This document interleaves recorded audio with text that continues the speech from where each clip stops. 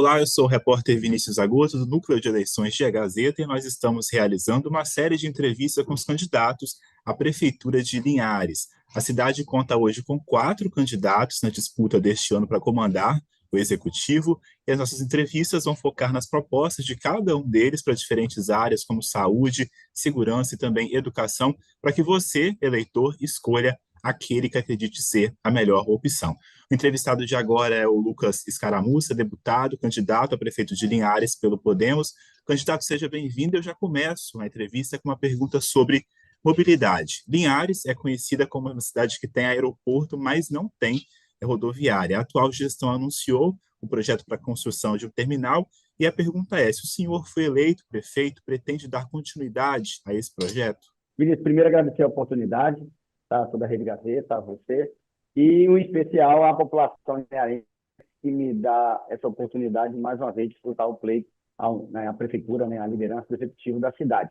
Essa proposta da rodoviária ela já constava do nosso programa de governo de 2020. E eu chamo a atenção do povo linharense, do Estado do Espírito Santo, ao fato de que tem um estudo do Instituto Jones, olha que interessante, da década de 80, né, datilografado ainda, que já dizia da importância de Linhares ter uma reforma toda estrutural do mercado e uma sede de uma rodoviária. Então, assim, está no nosso plano de governo, é meta.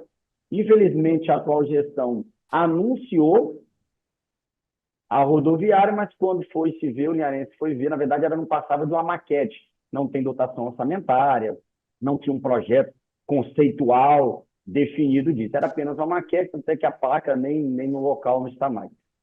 A rodoviária é uma das maiores obras de infraestrutura, né, de mobilidade urbana da nossa cidade, vai ser executada em parceria com o governo do estado e parcerias público-privadas, isso eu não tenho dúvida, já compartilhei isso com o governo do estado por mais de uma vez e vai para além, tá, Vinícius? Vai para além. Nós temos no plano de governo a ideia de construir junto com o governo do estado passagens elevadas complementando um projeto de infraestrutura da cidade, seja na região de Bebedouro, Central e região 5 pela BR-101. Não dá mais para a gente ter os trevos da forma que a gente tem. Então, a gente pensa nas passagens elevadas em pontos estratégicos da cidade, sim.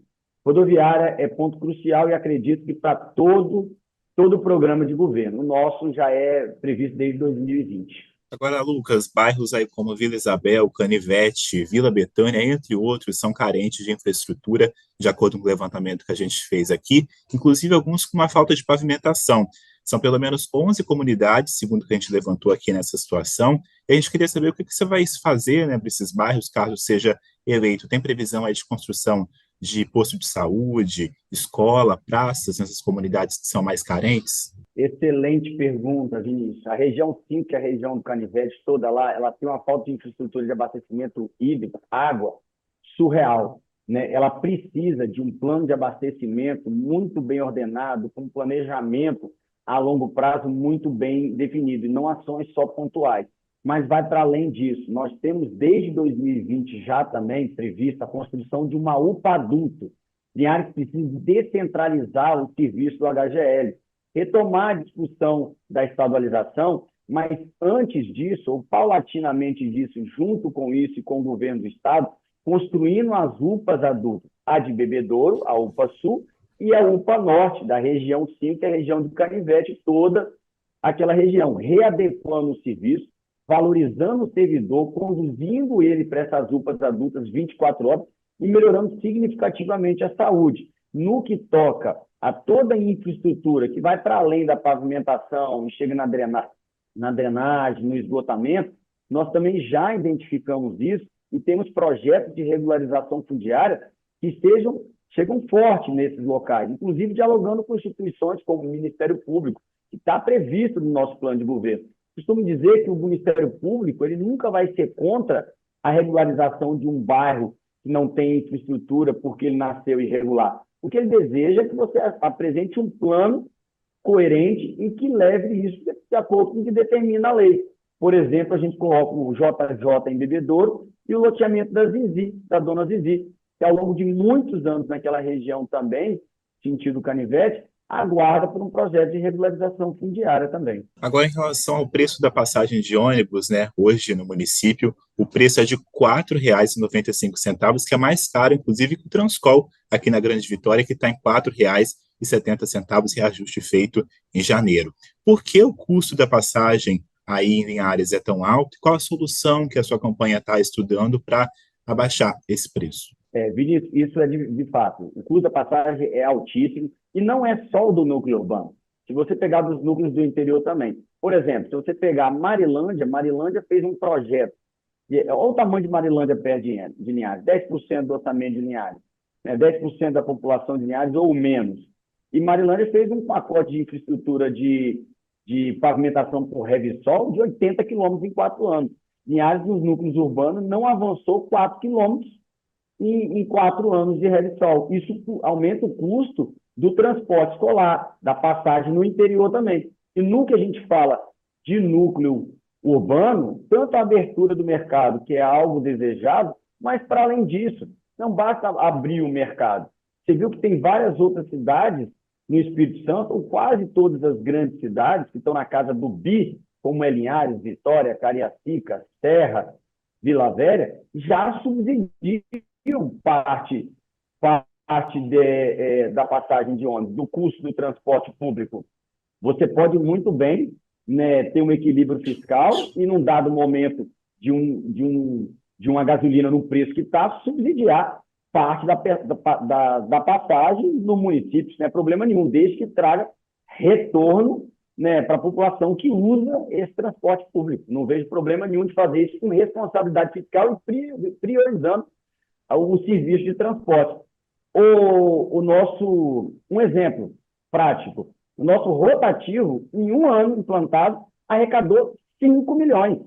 Foi pago 500 mil com o contrato, nós temos um saldo de 4 milhões e meio e nada foi investido, seja para o comércio, seja para subsidiar uma passagem, seja para melhorar os abrigos de ônibus ou campanhas voltadas para o comércio. Esse recurso, por exemplo, pode ser usado para esse tipo de ação. E falando em relação à geração de emprego, hoje Linhares tem um dos maiores parques industriais do Espírito Santo, nos principais polos de agronegócio capixaba. Quando a gente coloca aí na comparação com a Grande Vitória, na geração de empregos, Linhares fica atrás dos municípios aqui da Grande Vitória, de acordo com o CAGED do ano passado.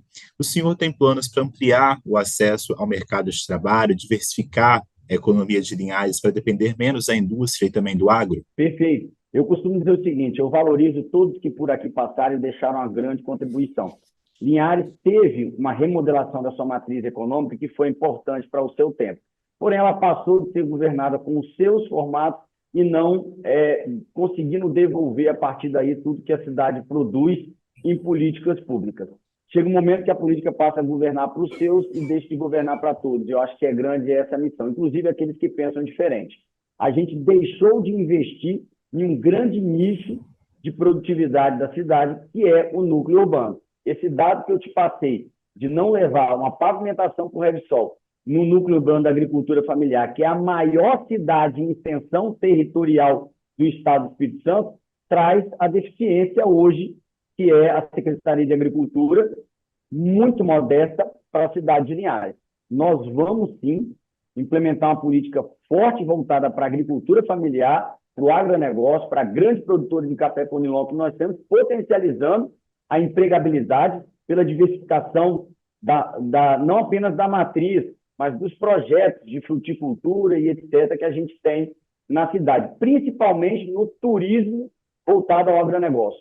O turismo para o agronegócio, para a agricultura familiar, é uma grande chave de oportunidades para a cidade de Linhares, seja para as montanhas, para as partes altas, os cafés especiais, etc., que a gente tem, na região de São Rafael, toda aquela região, seja no nosso litoral, que é riquíssimo, belíssimo e tem potencialidades tremendas. Eu acho que aí a gente acha um outro nicho de oportunidade de trabalho que está em Linhares e precisa ser despertado. Lucas, estamos chegando perto do final, fazer uma última pergunta e depois deixar um espaço para você fazer as considerações finais. Educação, dados mostram que apenas 46% das crianças de 0 a 3 anos estão matriculadas em creches hoje em Linhares. Quais vão ser as medidas da sua gestão, caso o senhor seja eleito, para mudar essa situação? 1 minuto e meio. Para mim, essa pergunta é a melhor. Olha, o nosso maior programa de investigação, de incentivo do nosso plano de governo é na educação, desde a valorização do servidor até a infraestrutura da escola. Nós temos escolas multiseriais. Temos 3 escolas, 3 séries em uma sala. Isso é surreal. Uniformes, a gente está entre as 5 que arrecada a BIA. Nós somos o único que não entrega uniforme completo, tênis, kit escolar, bolsa, etc. E, por fim, mostrar que isso gera uma evasão escolar enorme. Nós precisamos de construir novas creches e TIs para permitir que as mães trabalhem também. Isso motiva as crianças a estarem na escola e isso gera diminui um índice de violência contra as crianças, contra as mulheres nas casas, que é um dado horrível do linharense e que a gente pode mudar pela educação também, Vinícius, tá?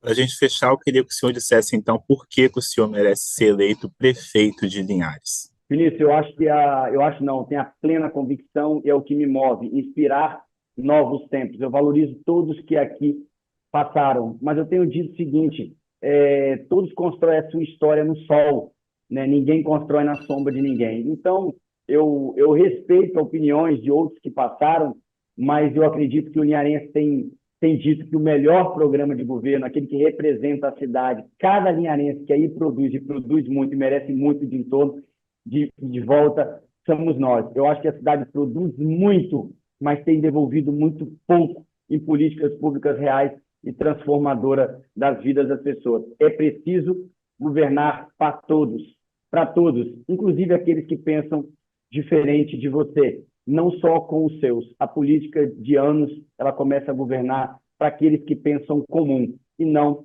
para todos. Esse é o nosso projeto para a cidade de Linhares. Eu acredito, tenho certeza que o linharense já comprou essa ideia e vai ser vitorioso, vai ser ouvinte. Obrigado pela oportunidade.